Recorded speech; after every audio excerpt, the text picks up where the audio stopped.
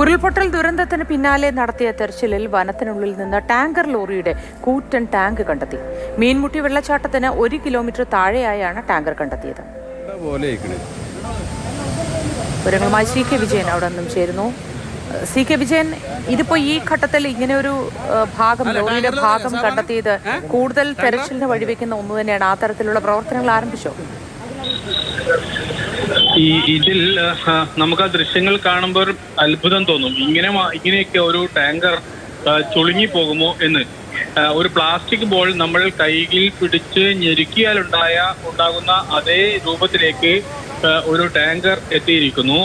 അതിൽ നിന്റെ അർത്ഥം അത് വീണതിന്റെ ആഘാതം, അത് ഒഴുകിപ്പോയതിന്റെ ആഘാതം എത്ര വലുതാണ് എന്നാണ്. അപ്പോൾ സ്വാഭാവികമായും ഒരു വീടിനോ അല്ലെങ്കിൽ ഒരു മനുഷ്യ ശരീരത്തിനോ അല്ലെങ്കിൽ ഒരു ജീവിയുടെ ശരീരത്തിനോ എന്ത് സംഭവിക്കും എന്ന് നമുക്ക് താരതമ്യം ചെയ്യാൻ ഇതിൽ കൂടുതൽ നല്ലൊരു ഉദാഹരണം വേറെ ഉണ്ടാകില്ല.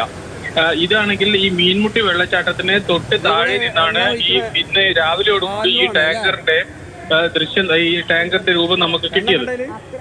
അത് ഇത്രയും ദിവസം ഈ മീൻമുട്ടി വെള്ളച്ചാട്ടത്തിന്റെ പരിസരത്തേക്ക് ആൾക്കാർക്ക് പ്രവേശിക്കാൻ കഴിയുമായിരുന്നില്ല.